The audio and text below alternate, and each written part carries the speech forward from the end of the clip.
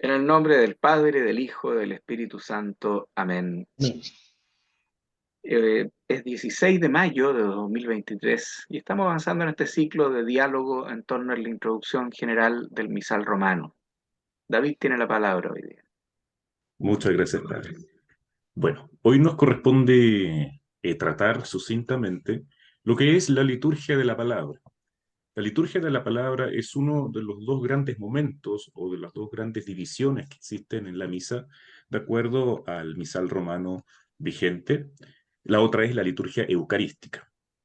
Y lo que nos corresponde ver, es decir, la liturgia de la palabra, corresponde en esencia, en su núcleo, dice el número 55 de la instrucción general del misal romano, que son las lecturas tomadas de la Sagrada Escritura con algunos cantos que se intercalan, es decir, salmos, algunos versos y secuencias según el tiempo litúrgico, la lectura del Evangelio, por supuesto, la homilía, es decir, la explicación que hace el sacerdote basada en las lecturas, la profesión de fe, en la recitación del credo, y la oración universal, las peticiones que se realizan en conjunto con la asamblea de fieles por diversas necesidades en la iglesia, en la comunidad local, en el mundo entero, etcétera. Hoy solamente nos vamos a centrar en lo que es las lecturas hasta antes de la homilía, salvo que quede un poquito más de tiempo para ver si es que es posible. Ujú. Entonces, ¿qué estructura tiene la liturgia de la palabra? Se inicia con las lecturas bíblicas. Todos conocemos, en la misa hemos visto la primera lectura, la segunda lectura, el salmo responsorial, el evangelio. Y es muy importante lo que dice el número 55, porque explica sintéticamente el sentido que todo esto tiene. Dice, las lecturas que deben tomarse siempre de la Sagrada Escritura, más los cantos que se intercalan, constituyen la parte principal. La homilía, la profesión de fe y la oración universal de los fieles la desarrollan y la concluyen. ¿Y por qué? Porque en las lecturas que la homilía explica, Dios habla a su pueblo y Cristo se hace presente por su palabra. El pueblo, a su vez, como una respuesta, hace suya esta palabra divina a través del silencio y los cantos, se adhiere más profundamente a ella a través de la profesión de fe y con ese alimento espiritual ruega junto con el sacerdote celebrante en la oración universal por diversas necesidades. Aquí tenemos todo en síntesis el espíritu de la liturgia de la palabra. Debe celebrarse de tal modo que favorezca la meditación. Se eliminará completamente toda clase de prisas que impidan el recogimiento. Conviene que se den momentos de silencio adaptados según las circunstancias, en los cuales los fieles, con la ayuda del Espíritu Santo, puedan acoger en el corazón la palabra de Dios escuchada y pueda prepararse de este modo la respuesta, profesión de fe y oración universal. ¿Cuándo pueden guardarse estos momentos de silencio? Principalmente se recomienda, por ejemplo, antes del comienzo de la liturgia de la palabra, después de la primera lectura, después de la segunda, al terminar la homilía del sacerdote. Las lecturas bíblicas deben conservarse principalmente aquellas que esclarezcan la unidad de ambos testamentos y de la historia de la salvación. No está permitido que las lecturas ni el salmo responsorial que contienen la palabra de Dios sean cambiados por otros textos que no sean bíblicos. Cuando la misa se celebra con pueblo, que en la mayoría de los casos, las lecturas se proclamarán siempre desde el ambón, que es esta estructura que se encuentra en el presbiterio, una especie de podio, también en las iglesias antiguas se denomina púlpito. La proclamación de las lecturas, según la tradición, no es una función presidencial, sino ministerial. Y este es un punto muy importante en el cual yo aprendí al leerlo acá, pues yo lo desconocía francamente. La proclamación de las lecturas es una función no es una función presidencial, sino ministerial. Entonces, no es el sacerdote celebrante el primer llamado a hacerlas, sino un lector, salvo el Evangelio, que será anunciado por un diácono o en su ausencia por otro sacerdote, pero no en primer lugar el sacerdote celebrante. Pero el sacerdote celebrante sí toma este rol cuando no hubiese un diácono u otro sacerdote. Ahí es, Suplencia. exactamente, ahí es cuando el mismo sacerdote celebrante leerá el Evangelio. Y si tampoco hubiese un lector idóneo para las restantes lecturas que no son el Evangelio, el sacerdote celebrante también puede, en ese caso, proferir las otras lecturas. La lectura del Evangelio, propiamente tal, constituye la cumbre de la liturgia de la palabra, dice el número 60. La misma liturgia enseña, de diversos modos, que debe tributársele a esta lectura una suma veneración. Se le distingue de las otras lecturas con especial honor.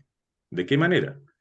De partida por el ministro delegado, para anunciarlo, por la bendición o la oración con la que se prepara la lectura del Evangelio, con el debido silencio por parte de los fieles que se establece al terminar su lectura, y por el hecho de escucharlo de pie, sea y por diversos otros signos de veneración que se tributan incluso al evangeliario, que es el libro físico que contiene las lecturas del Evangelio de las distintas fiestas del año.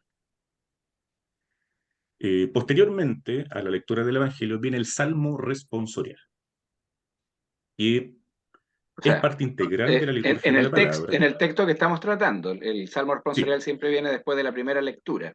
exactamente. Claro. Según el texto que Antes dice del aquí, el Evangelio, número 60. claro. Exactamente.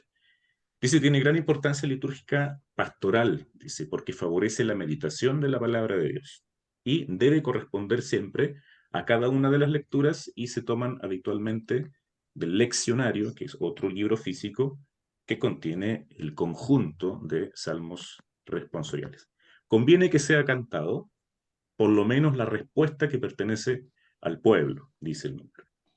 De esta manera, el salmista o el cantor del salmo, desde el ambón o desde algún otro sitio apropiado, dice el número 61, va proclamando las estrofas, mientras que la asamblea permanece sentada, escucha y más aún participa por medio de la respuesta, a menos que se proclame de modo directo, es decir, sin respuesta, según los casos. Si el salmo no puede cantarse, agrega, se proclama de manera más apta, directa, para facilitar la meditación de la palabra de Dios. También en vez del salmo asignado en el leccionario, que es este libro que contiene el conjunto de salmos, puede también cantarse el responsorio gradual, tomado del gradual romano, que es otro libro que contiene en conjunto salmos, o el salmo responsorial o aleluyático, dice aquí, tomado del gradual simple, que son libros que habíamos mencionado en la sesión anterior, tal como se presenta en esos libros. Y después de la lectura, que precede inmediatamente el Evangelio, y aquí está el orden que usted decide, padre, se canta el aleluya u otro canto establecido por las rúbricas según el tiempo litúrgico. La aclamación del Evangelio por sí misma constituye un rito o un acto por el cual la asamblea de los fieles acoge y saluda al Señor que le hablará en el Evangelio y confiesa su fe con el canto. Recordemos, como ya habíamos mencionado, que la lectura del Evangelio es precedida de una serie de signos de veneración que lo hacen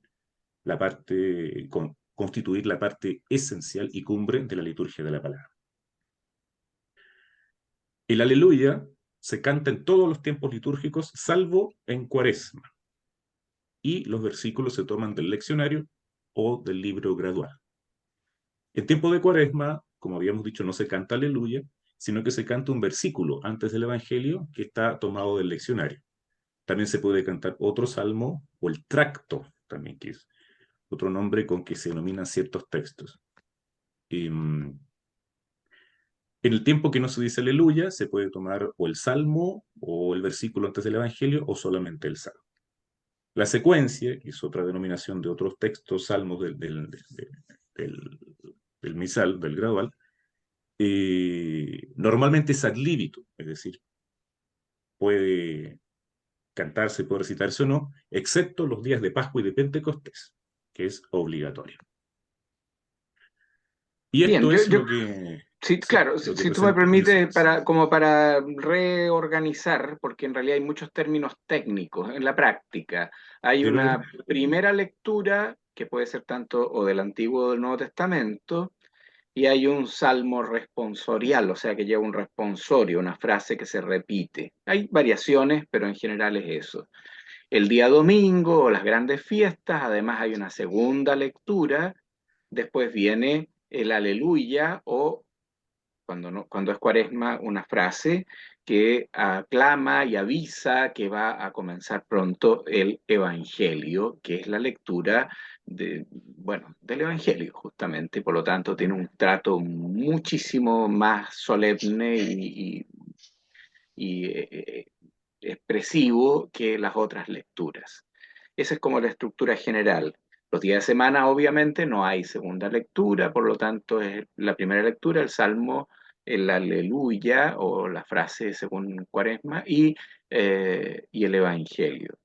Claro, en una misa de día de semana, donde no hay coro, en fin, todo eso se recita normalmente. Pero cuando hay coro y todo eso, cuando hay acólitos, el aleluya se puede, después del aleluya, el evangelio se proclama y se usa incienso, se usan cirios encendidos, expresiones concretas de la importancia que merece la palabra de Dios y particularmente las palabras de nuestro Señor Jesucristo.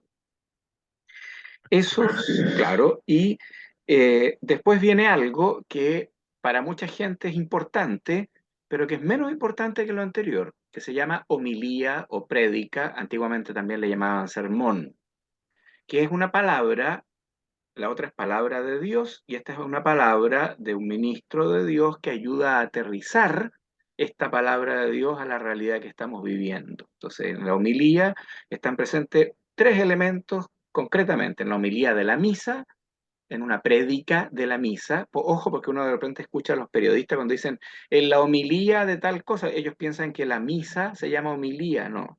No, Eucaristía le pueden decir a la misa, pero no homilía, por si acaso. La homilía es la prédica. Y homilías pueden haber en cualquier circunstancia cuando se cumplen estas condiciones. Son tres elementos. Uno es la realidad que se está viviendo en este momento, en la circunstancia, no sé si vamos a celebrar, no sé, el aniversario 50 de un matrimonio, entonces la relación, la realidad de ese matrimonio y lo propio del matrimonio. Otra es la palabra de Dios o alguna o algunas de las oraciones de la misa.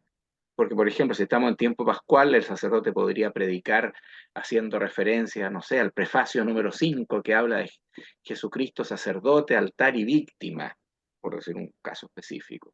¿Ya? Y la tercera cosa, entonces, es la relación con el misterio de nuestra fe, el misterio pascual, la muerte y resurrección de Cristo. Esos tres elementos son indispensables en toda homilía para poder eh, vincular y clausurar esta parte. ¿Ya? Entonces, y ojo porque el Papa Francisco ha sido más que claro, dice, oiga, prediquen todo, por favor, háganlo bien, pero máximo 8 minutos, 10 cuando mucho.